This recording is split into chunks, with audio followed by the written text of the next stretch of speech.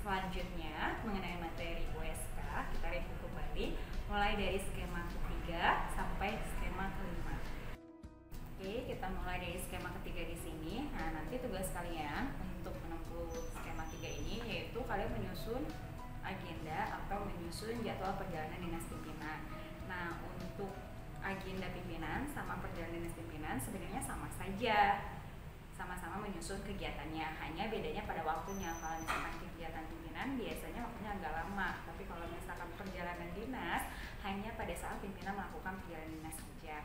Tapi untuk penyusunannya sama saja. Bagaimana cara menyusunnya? Yang pertama kalian harus tahu dulu informasi-informasi mengenai kegiatan pimpinan, lalu urutkan berdasarkan tanggalnya, tanggal yang akan awal pimpinan melakukan kegiatan. Setelah itu juga diperhatikan pukul atau waktu pimpinan melakukan kegiatan. Oke, kita coba untuk mencoba menyusun agenda pimpinan. Cara untuk pembuatan agenda pimpinan atau perjalanan dinas, yang pertama di sini kalian tulis nama perusahaannya. Lalu untuk agendanya, apakah itu agenda kerja atau di agenda perjalanan dinas? Jadi nanti ini dipilih salah satu. Lalu di sini jabatannya, apakah kalian buat itu agenda pimpinan direktur atau misalkan dia manajer? Nah, tulis di sini dan di sini namanya. Yang ketiga di sini periodenya. Kalian periode dari tanggal berapa sampai tanggal berapa dibuatnya agenda tersebut. Ya, jadi dari tanggal berapa sampai tanggal berapa. Lalu di sini nomor urut 1 2 3, hari atau tanggal. Nah, ini untuk hari kegiatan, waktunya, kegiatannya tentang apa? Apa tentang rapat atau seminar atau kunjungan perusahaan, tempatnya di mana, keterangan kalaupun itu ada tambahan, misalkan didampingi oleh manajer pemasaran atau misalkan keterangan tambahan lainnya. Nah, di sini jangan lupa kalian pakai kota, tanggal, bulan, tahun, dibuatnya oleh siapa, tanda tangan, nama, dan disetujui oleh pimpinan, tanda tangan, nama. Oke, selanjutnya kita pada skema yang keempat. Di skema keempat ini akan ada dua tugas. Yang satu mengatur rapat khususnya pada laporan notula, dan yang kedua itu menangani layanan pelanggan. Nah, yang pertama untuk notula sendiri adalah catatan mengenai semua pembicaraan selama rapat berlangsung. Notula itu ada dua, ada notula harfiah, ada notula rangkuman. Kalau harfiah semuanya isinya tidak ada bagian yang ditiadakan, jadi seluruhnya harus ada di dalam notula. Sedangkan kalau untuk yang rangkuman itu hanya singkatan dari suatu pembicaraan yang ada di dalam sebuah rapat. Nah, untuk membuat notula bagaimana caranya? Kita lihat format pembuatan notula. Baik, di sini ada format pembuatan notula. Yang pertama, jangan lupa nama perusahaannya dicantumkan, lalu notula, judulnya, rapat, mengenai rapat apa, subjudul rapat kalau misalkan ada, tapi kalau tidak ada cukup rapatnya apakah rapat rutin atau rapat mingguan atau rapat evaluasi. Nah, dicantumkan di sini. Lalu pengisian hari, tanggal rapat, lalu waktu dari jam berapa sampai jam berapa. Kalau tidak ada di soal sampai jam berapanya, cukup waktunya jam berapa. Tempat dilangsungnya rapat di mana. Pimpinan rapat, siapa nama pimpinan rapatnya yang memimpin suatu rapatnya. Lalu notulis yang membuat notula atau yang menjadi notulis dalam rapat. Peserta hadir. Nah, untuk peserta hadir ini kalau dia kurang dari 10 peserta ditulis di sini nama-namanya. Tapi kalau misalkan lebih dari 10 maka kamu melampirkan daftar hadir. Sekali lagi ya, kalau dia lebih dari 10 kamu melampirkan daftar hadir, sedangkan kalau misalkan kurang cukup ditaruh di format tabel ini. Lalu peserta tidak hadirnya berapa, agenda rapatnya tentang apa, dan catatan rapat. Ada pembuka, ada isi, ada keputusan rapat, dan ada penutup, di mana kalimat yang digunakan adalah kalimat pasif karena sudah berlangsungnya rapat. Jangan lupa terakhir tempat, tanggal, bulan, tahun dibuat oleh notulis, tanda tangan, namanya, disetujui oleh pimpinan rapat, tanda tangan namanya. Ingat ya, pimpinan rapat bukan juga pimpinan perusahaan, bisa jadi tidak pimpinan perusahaan. Tapi kalau misalkan pimpinan perusahaan memimpin rapat, berarti tetap namanya adalah pimpinan perusahaan atau pimpinan rapat. Oke, masih di skema keempat, nanti ada tugas di mana kalian itu memberikan layanan kepada pelanggan, ya, memenuhi kebutuhan pelanggan atau menanggapi konflik dari pelanggan. Oke, ada beberapa aspek yang memang harus diperhatikan pada saat kita memberikan pelayanan kepada pelanggan. Yang pertama dari sikap, pastikan penampilan kalian itu menarik. Yang kedua, berpikir positif. Lalu yang ketiga, ramah, hormat, dan sopan santun. Untuk yang kedua, pastikan juga kalian attention, di mana kalian itu mendengarkan kebutuhan pelanggan, dan yang kedua itu menaruh perhatian penuh kepada pelanggan kita. Jadi kita harus menaruh perhatian kita penuh terhadap pelanggan. Lalu yang ketiga, pada saat kalian action atau kalian melakukan tindakan, pertama itu menulis semua kebutuhan pelanggan. Ya, nanti itu akan ada format biasanya untuk mengisi keluhan pelanggan atau kebutuhan-kebutuhan pelanggan. Nanti kita pelajari di selanjutnya. Lalu melakukan konfirmasi atas kebutuhan pelanggan tersebut. Yang ketiga, kita harus mewujudkan kebutuhan dari si pelanggan. Yang keempat, memastikan semua kebutuhan pelanggan itu dapat terpenuhi.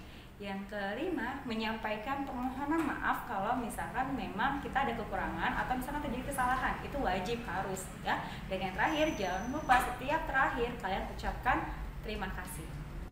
Nah, di sini ada contoh format kita untuk dapat menulis semua kebutuhan pelanggan. Ini memang pakai bahasa Inggris kebetulan yang saya gunakan, yang biasa kalian gunakan pada saat praktek di kelas. Ya, kalian sudah tahu sendiri bahwa di sini nanti akan diisi untuk barang yang dibutuhkan oleh pelanggan, lalu tanggalnya. Nah, di sini data dari si pelanggannya, jangan lupa kalian cantumkan.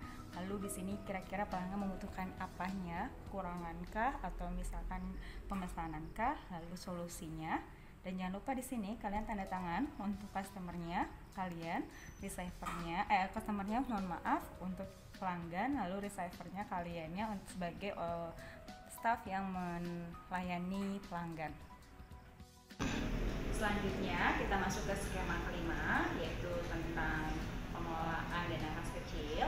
Nah, pada dana kas kecil ini nanti kalian itu melakukan pencatatan transaksi pada dana kas kecil, mulai kalian melakukan transaksi sampai pelaporan dari pembuatan dana kas kecil ini. Oke. Untuk sistem pengelolaan dana kas kecil sendiri kita review lagi, ada dua sistem. Sistem pertama yaitu dana tetap atau interest fund system.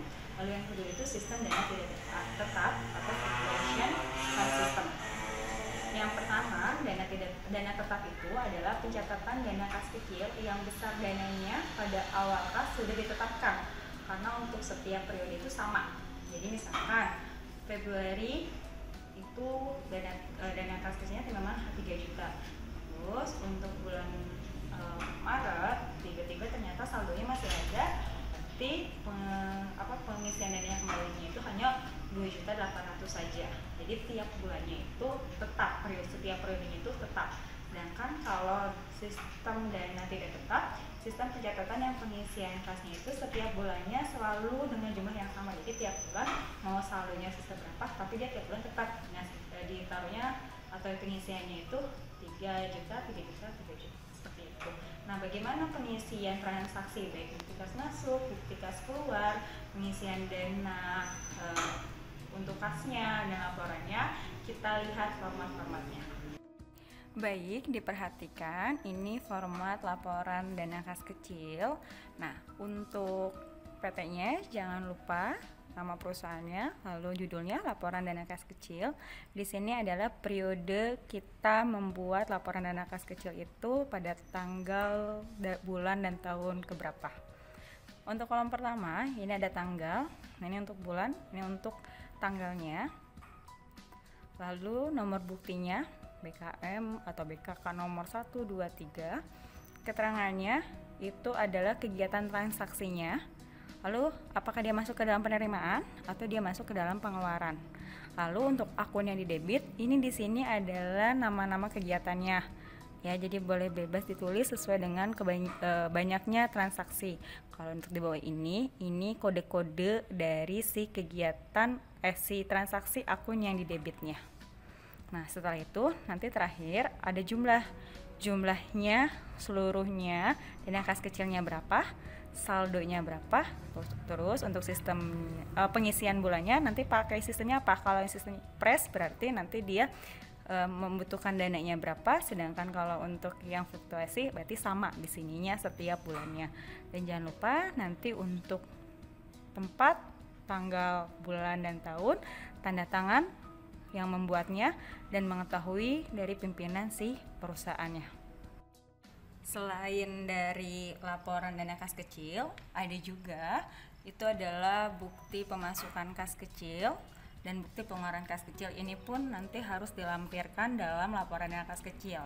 Nah, untuk bukti pengeluaran masuk sebenarnya hampir sama saja dengan pemasukan. Jadi pemasukan dan pengeluaran hampir sama, hanya kalau pemasukan berarti uangnya masuk ke dalam kita. Nah, itu diterimanya dari siapa?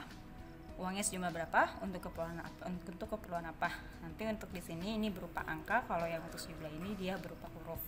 Lalu jangan lupa tempat, tanggal, bulan, tanda tangannya oleh masing-masing yang ada jabatannya.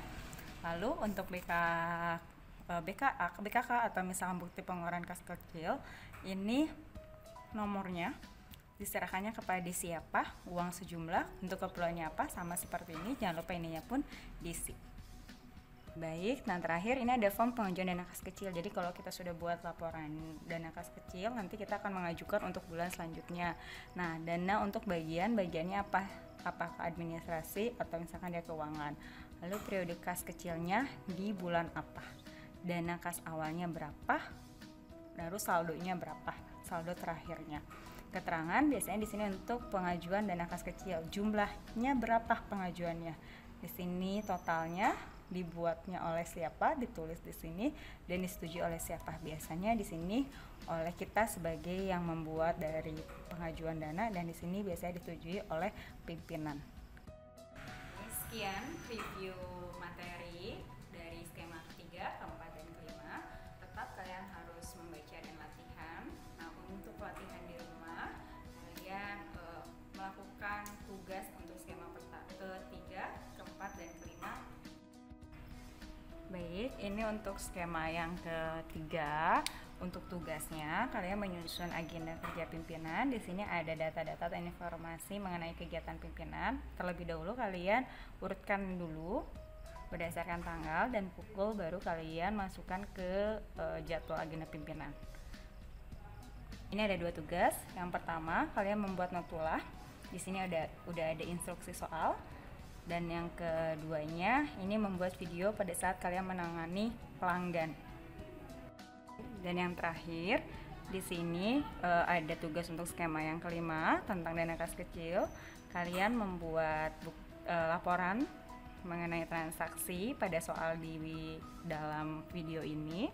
Lalu kalian juga buat bukti kas masuknya dan bukti kas keluar beserta pengisian dana kas kecil untuk periode selanjutnya. Cukup sekian untuk pembelajaran daring yang kedua ini. Kita sudah dibahas dari skema pertama sampai skema kelima. Dan untuk tugas nanti dikirim kepada guru produktifnya masing-masing.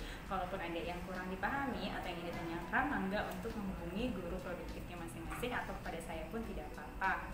Nah, tetap semangat ya, jangan lupa tetap belajar dan jangan lupa tetap latihan untuk menempuh USK ini. Dan jangan lupa bimbingan juga kepada guru produktifnya masing-masing. Cukup sekian hari ini. Assalamualaikum warahmatullahi wabarakatuh.